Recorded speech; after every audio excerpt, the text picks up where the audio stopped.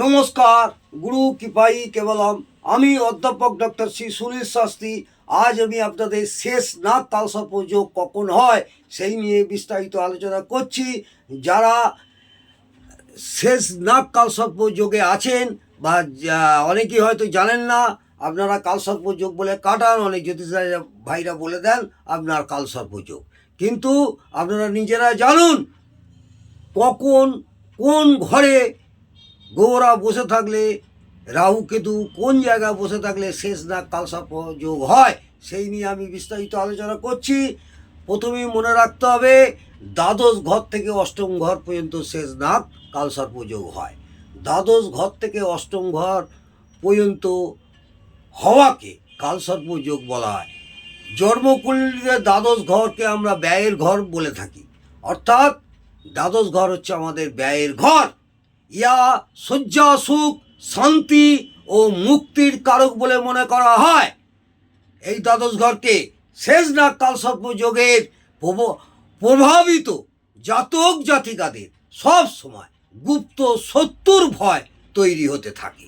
এদের একটা সবসময় গুপ্ত শত্রু ভয় থাকে এবং অকারণে লড়াই ঝগড়া তথা মামলা মোকদ্দমার সামনে পড়তে হয় এই সব জাতক জাতিকাদের। এই প্রভাব জাতক জাতিকাদের দাম্পত্য জীবনে সুখ লাভ করতে পারে না এবং নানা রকম অশান্তির মধ্যে জীবন অতিবাহিত করতে হয়। তীব্র সংঘর্ষের মধ্যে এদের জীবন কাটাতে হয় এবং দাম্পত্য জীবনে সুখ লাভ করতেও পারে না এবং পার্টনারের সঙ্গে নানা রকম মনোমালিন্য হওয়া যে এমনকি বিচ্ছেদ পর্যন্ত হতে পারে। জাতক জাতিকাদের সফলতা প্রাপ্ত কিছুতেই হতে পারে না এবং এদের অপযশের ভাগীও হতে হয়। মৃত্যুর পর এইসব জাতক জাতিকাদের খ্যাতি লাভ করে। তাহলে এই শেষ নাগ কালসর্প যোগ থেকে বাঁচবেন কি করে? এই বাঁচার কতকগুলো শেষ নাগ কালসর্প থেকে অনিষ্ট প্রভাব যে হচ্ছে তাই থেকে বাঁচার আমি কয়েকটি উপায় আপনাদের আমি বলবো, মন দিয়ে শুনুন, প্রয়োজন হলে লিখেও নিতে পারেন।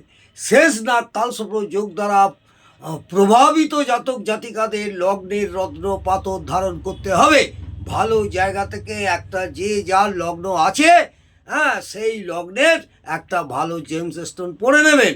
যদি মেষ লগ্ন হয় তাহলে কি করবেন, একটা রেড কোরাল পরবেন এবং কোনো অভিজ্ঞ জ্যোতিষ ভাইকে দেখিয়ে নিয়ে বিচার করে ভালো জায়গা থেকে সার্টিফাইড কপি তুলে তবে সেইটি ধারণ করবেন। আশা করব তাতে অনেকটাই আশানুরূপ ফল পাবেন। এতে লগ্নটি শক্তি লাভ করে এবং জাতক বিভিন্ন কষ্ট তথা মানসিক চিন্তাকে সহ্য করতে সমর্থ হবে এবং আত্মবিশ্বাস ও পরিপূর্ণতা লাভ করবে। দ্বিতীয়ত, জাতক জাতিকাদের পঞ্চমী তিথিতে ব্রত রাখতে হবে। 3 নম্বর, সোমবার দিন রুদ্রাভিষেক করবেন। সোমবার দিন রুদ্রাভিষেক করবেন।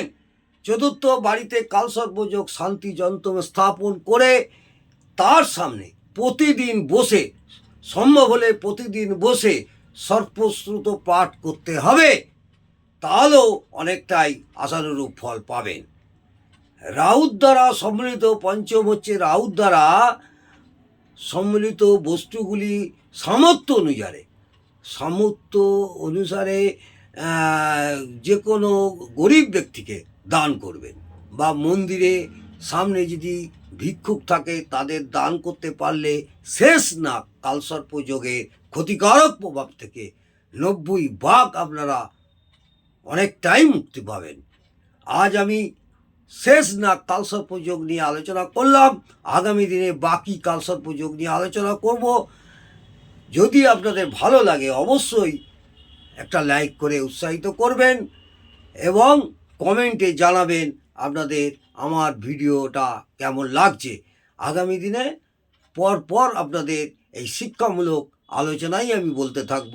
নমস্কার, জয় মা তারা, ভালো থাকুন, সুস্থ থাকুন, আনন্দে থাকুন। নতুন বছর আপনাদের সুখময় হয়ে উঠুক এই কামনা করে ঈশ্বরের কাছে আমি প্রার্থনা করি।